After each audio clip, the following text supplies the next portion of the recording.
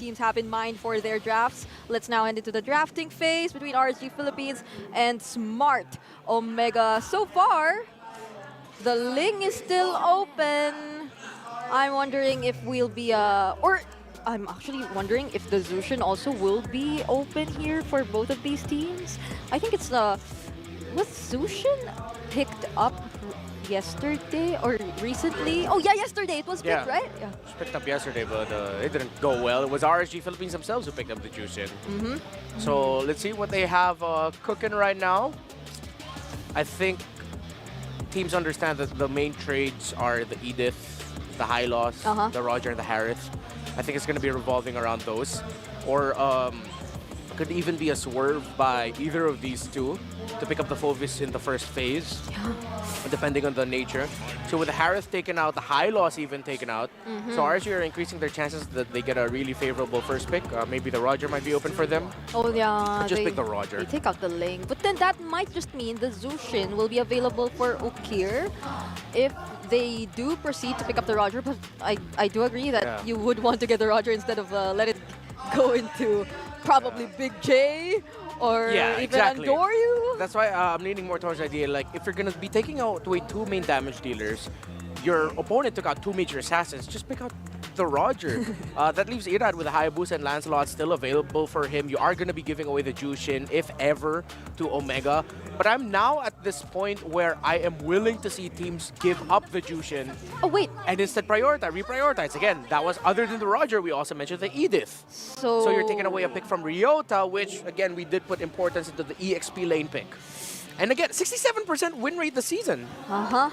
And might it be best for RSG Philippines to not completely opt for a fully frontline, sustain lineup if ever they go for, or if ever Smart Omega does decide to go for the Zushin? But I'm feeling they're quite on the fence about picking that up just right now. So probably the other available heroes, such as the Hylos, would they be immediately picking that up? Oh! They immediately take the Hayabusa. Yeah, Hylos is banned. And Phovius. Talking about this earlier, early Phovius, just lock it in already because it'll make RG think twice about Roger. And I think that's one of the things that they were looking at, if the Phovius will get rushed by Omega. So that's sort of them blocking the Roger pickup from RSG Philippines, and they go ahead and just secure the Hayabusa for themselves so that RSG's Irad won't be able to take it. If it's not going to be the Roger here, I think you're going to have to lock in something like the Lancelot. Although I'm very hesitant to say that. I mean, Julian is still going to be open for the jungle if they want to. Mid laners, they can go ahead and pick up a Vexana or a Valentina. Valentina has risen up in priority. I'd be so shocked if Irad was the one to use the Bane or a different kind of jungler. You know what, Bane? I would not mind because of Holius. Oh yeah, but they pick up the Roger and the Zushin first to be safe. So now at least we have a clear idea of, well, I don't know, we can still flex the Edith and the Roger. That's the thing about the first two picks here for RSG Philippines at least. So regardless if Smart Omega does decide to limit Irad's other potential jungler heroes, at least they have the Roger in their hands now. But for Smart Omega's last pick in the first phase, Moskov. Okay. So they see the Roger, they just go ahead and pick into the Moskov. So now they're going to be thinking about maybe putting the Roger in the jungle later on for RSG Philippines. Because the matchup of the Moskov Roger, a little bit of a 50-50, a little bit up in the air. Sometimes good for a Roger, sometimes it's really bad for a Roger. So for the bans, they can take away the Roamers of Light. I would want to see them take out a Jawhead and the Lolita, either one of those two. Maybe even consider the Kufra or the... so many options in terms of like which one to ban. Give the Hellcurt, man. So Julian, hey, come on. If we see the Hellcurt and RG decides to pick it again, at least we'll see that, you know, why they love to pick it up. And I'm leaning towards the idea that this is going to be an Edith for Nibor because majority of the time it does go to the hands of Nibor. It may not just be majority. I will have to double check. All right. So while he double checks whether or not most of the time Nibor gets a hold of the Edith here for RSG Philippines, we're still waiting for the next bans here. They're targeting other potential roamers for Chaknu as well. They can't allow the Tiger Eel to get into his hands. Might guy they? I'm feeling the Kufra would work as well here, but then it's Smart Omega who'd pick first, right? Yeah. After the banning phase, so it might be tricky to let that pass as well. Yeah. That guy's drawing. Did he get something good? Did he? Did he? What was that? Oh, he got Obi-Wan. Oh, Hello there. Congrats. that's right. We have the Star Wars collaboration back Yeah, for good for him. 56 days. So, taking away the TIG, it's could be two things. One, because RSG's main damage dealers, or at least one of them, is dive heavy. That's the Roger. So he can be a little bit more free to enter. Oh, Jaw. They take away the Jawhead, which means RSG now will be more than happy to go for either Grok, Cho, or Kufra. Yep, yep. And not just that, Omega might actually lean in on that too, but Chaknu's Lolita is also open. And Omega have shown that they are already comfortable playing with that as their roamer. If ever they can pick their mid laner fourth, and then just pick their roamer last, and just adjust depending on what light picks up. So that way you go into it with a way more favorable roam pickup for Chaknu. Oh, I see, I see. So it's not immediately picking up whatever's left available Possibility. here. Although you would avoid the threat of a, let's say, the Kufra for the Hayabusa. So Oh, wait. Sorry, I just realized Faramis of Vokir is still also open. But Valentina is also still open. So lots of things to consider for the mid laner trade as well. the Valentina at this point. Oh yeah, there's an Edith here for RSG Philippines that might look like a great pickup. But then Kufra, Lolita, they're both available as well here for Smart Omega and RSG. What do they want to trade for that? I think Lolita here, and then Faramis or Valentina later, depending on what RSG picks up. Not to say that they are for sure gonna pick that. Okay, wait. What's the stat? What's the stat? Oh, Oh my God! Yes! Yes! It's gonna be a Rome Garakatcha! Finally! We're seeing an avatar of Guardian. Yeah, we saw it. We saw it in MPL Indonesia. Hello, Baloyski. So Baloyski might be like looking at this like, hey, y'all picked my Hellguard yesterday. Now y'all picking my Garakatcha? Dang. Why are we seeing a lot of similarities in terms of Boloyski's playstyle happening now? You know, put the Roger in the jungle, get a carry. Oh yeah, which makes me, which reminds me, I feel or I heard that Light also was asking Baloyski recently, like how do you actually play, let's say the Hellguard. So what approach do we do whenever we pick up these kinds of roamers? So will RSG still go for a hard tank? The Kufra, the Lolita. Oh wait. So it's an Edith roam, and they secure the Terizla for their XP lane. Yeah, I think they decided to swerve it because they saw the Garakatcha. So they both have magic type roamers. For the mid, I'm iffy on the Valentina because you're up against a Jushin. Yep. Faramis? The Faramis? Would it work so here? Faramis over here. Or the Lilia. Okay, yeah. Slow front to back against the Edith, the Lilia, and you're up against a carry as well. It's a great last pick by Omega. 2 out of 3 of their main picks in the middle of the map are both magic damage dealing, similar to RSG Philippines. It's a Hayabusa versus the Roger. I think I'm going to be seeing at how Kusei and Jom are actually going to be handling their gold lane. That might be the X factor here. And how well Nibor times his entries. I think we're about to see some crazy team fights take place here.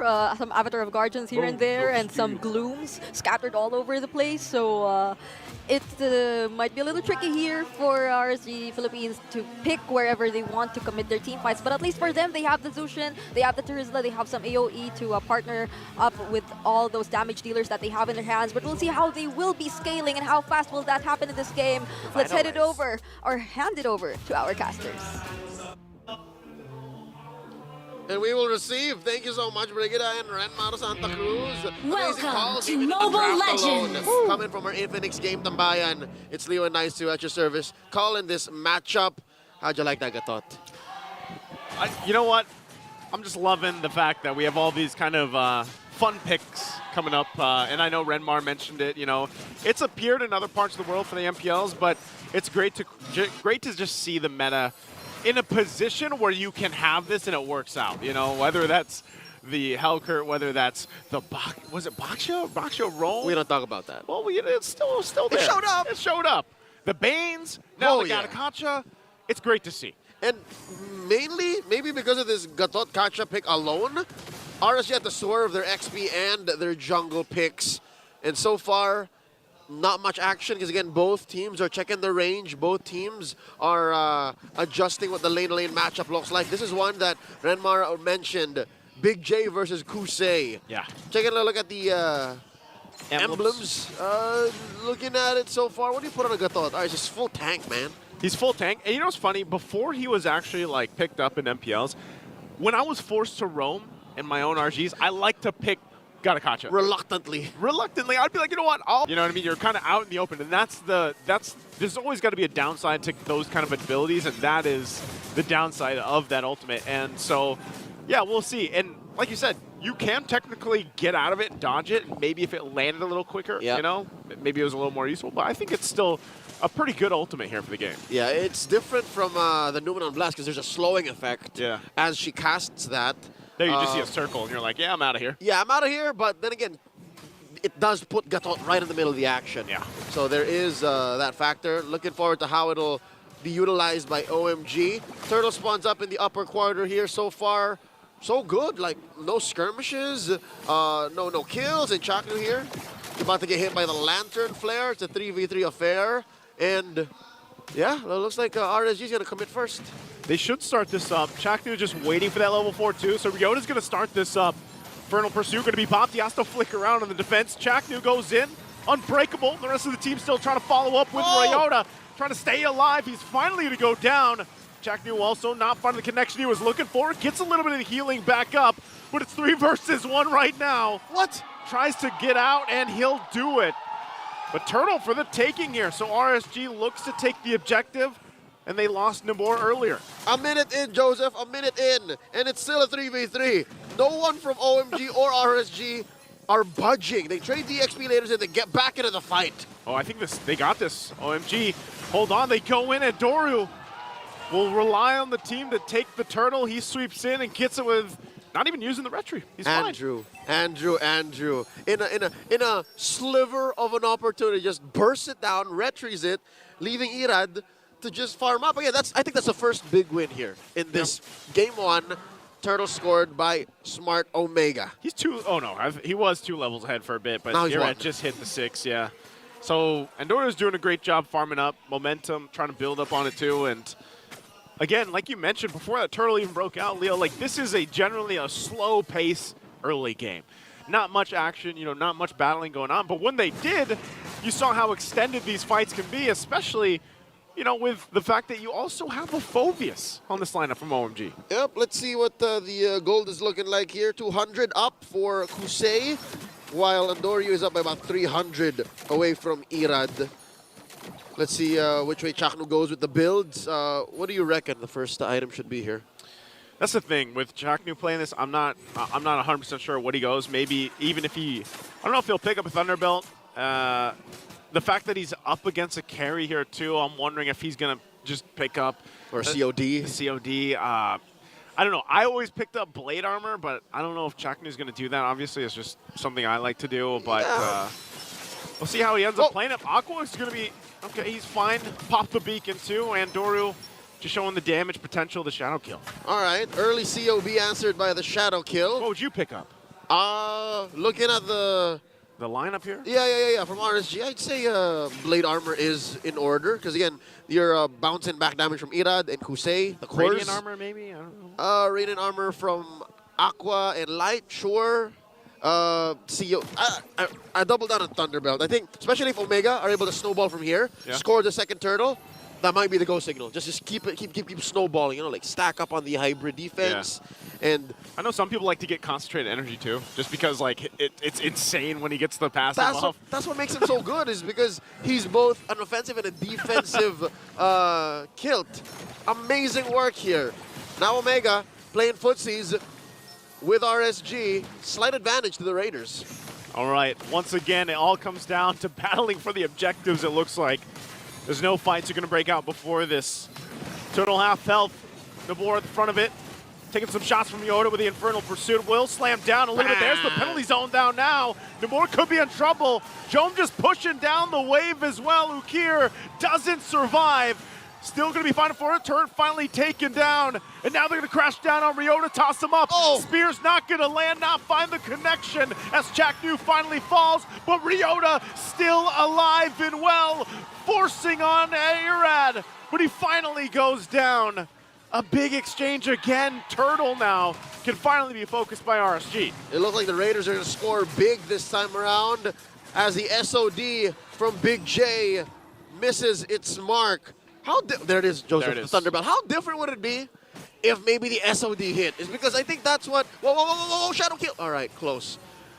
If it would have hit, That would have turned the other way. yeah, definitely, because you got these two tanky dudes, basically Ryota and Chaknu, just holding down the front line, you know, causing a lot of focus on them. And if Jome could have, it's great he pushed the turret, but it would have been greater too if afterwards he had landed the Spear of Destruction and then Right. joined that fight. And I think it really would have shifted things and possibly even got them the objective. But, you know, for now, great push at least for Jome. He can continue to farm up and do what he needs to do, but also Kusei is nearly having a similar experience this time around in the carry here. Yep, he's choosing to stay the course here.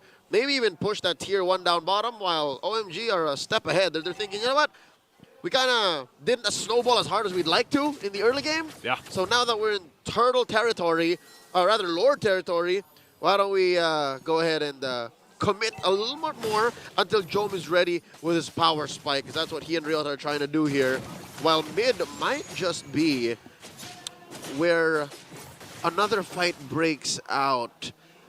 It's so hard whenever you have these Moskov lineups. Which, by the way, I think Moskov has kind of slid down in week 4 alone. Yeah. Like, he's not as high of a priority, like tier A now, compared to S. Yeah, he definitely started the season strong. I think teams will still opt to take him, even if he slid down a little bit, just for the mere fact that you can literally plant him in the side lane. And more times out of not, I would say these pro players will land the Spear of Destruction when they need to. Yeah. You know what I mean? Like, even if they miss a couple in the early portion when it's just a turtle, it's okay. But again, light here and just getting the vision they need. They're just going to go ahead and farm up. Lord's up now, though. Yep, upper quarter of the map here. RSG securing their buffs first and making sure that the coast is clear, that the waves are pushed in on their side, so they don't have to worry about that. About 700, 800 gold up, 8.5 minutes in. I think Smart Omega could do better not to pick fights yet, because they also need some level of scaling. Besides, you know, the situation with Jome, I think Ryota, again, Ukir could hurt a little bit more. Yeah, what points out to me here with the lineup from Omega, especially as we wait for this Lord to start up, is they're so elusive. Like, you have Black Shoes for Akir, so he can kind of be a little aggressive if he needs to. Chaknu and Ryota are quite tanky, like I mentioned, and, you know, tough technically to kill, especially with that regen coming back for the Gatakancha. But that's the problem. And then even catching Andoru. Like, Andoru's not going to be a part of this fight, so it's up to RSG to start this up like they're doing. There's the shadow kill that we were talking about. Penny Zone going to be able to find 3 members. They follow it up with a flicker forward. Still pushing it in. Jome's going to push the turret instead. Looking for the objective by Nimor. We'll be able to find another. And now under the turret they go. Triple kill for Irad. And Andoru will go back and punish him for it. They fight back, and now in the mid lane, Aqua and Kusei will push this turret down tier 1 in the mid. The marbles on this young man. It's an amazing trade for RSG, don't get me wrong, but you'll see here in the Infinix instant replay, the 3-man penalty zone by Nibor, which opened up the map, and then Light just comes in, uses the 1-2, the onward Earth Shatter to knock up 3 and just tear apart Smart Omega. But here's the kicker. Joseph, watch. One more in a basic. Shadow in a basic. And Dorio walked away with a sucker punch, essentially. Yeah, and remember, he does have the Sky Piercer too, so that's gonna help him, of course. So now working for this Lord here. Does he get in position this time around? Jome's been staying in the side lane for the whole time. Now he's going to join this fight. There's a conceal going to be used, and it just looks like it pushes them off here. So Omega does not want to actually commit just yet while they wait for this lineup. All right, that's a Lord Shuffle confirmed, because at this point, even RSG, after the back-to-back wins and trades, they're still respecting OMG's damage output. as Nibor, Light, and to some level even Aqua is putting up quite the perimeter. They're not letting Omega get into their space, and the amazing bush control too, not to mention. Oof, look at this. It's just going to reset because it's going to go back to that time and time again, man. Omega knows that it's RSG to start this up. Shadow Kill going to be used again, just filling the area out. Nothing, though. Nothing that they can cap off of. And now Andorio has to run back. He could be in trouble here. He's going to get dragged back. There's the Spear of Destruction. Jome's going to find Light. Taking off a couple of shots in Irad. There's the Avatar. They come down, but in a huge penalty zone. Traps them down in the mid lane as Chaknu and Ryota are dealt with. There's only 3 members of Omega left alive against 4 from RSG. 2 for 1. The numbers are not on their side, but the Barangay decide to stand their ground. Look at this, a 3v3 with Kusei just around the corner. Joseph, I don't know if this is such a good idea. Still risky here for the Raiders. Kusei also joined the fight. There's the conceal call coming out. Oh! They jump in. Shadow Kill's gonna be able to find Light. Looking for Irad next. Finds him too. Couple shots. Doesn't go. What? But finally procs the Sky Piercer. What? And gets the triple. And Dorus lives for the fight, and now the Lord for the taking for Omega. Andorio is out of his mind. Taken down 4 for the new Barangay. What? What? They were down on numbers when that fight started. You said it, Leo. You're like, I don't know if this is going to be good for RSG, and it was not. And Doru makes sure of it. Looking at this, the replay brought to us by Infinix. Oh, so Ukir was baiting it out, and then they spent too much time trying to take down the Lilia, and all this while Andorio was playing with fire, was packing dynamite in his hands, or in his katana, should I say. His katana. You see, that's what I was saying here earlier, just minutes ago. I said, this lineup from Omega is elusive. Just when you think you're going to catch someone or get someone low, they have some type of utility to stay alive, whether that's Black Shoes, whether this is just the fact that it's a Phoveus and a Chaknu on this Gatakacha. And off of that single turn, off of a Lord and a huge 4 for 1, 4 for none, suddenly they have a almost 4,000 gold lead, and all the lanes pushed in. Smart Omega, they've been winless for the past couple of weeks, and this might actually be one big one. Chaknu! Chaknu jumps in again and takes a couple shots himself, but will heal back up the best he can. Ryota follows up. The rest of the team's going to focus on the base. Couple shots away, and Omega will do it as they take game number 1. Big J with a big play. Save for that last sequence that was led in by Andorio. Big J's been playing the map. Big J. What a great, from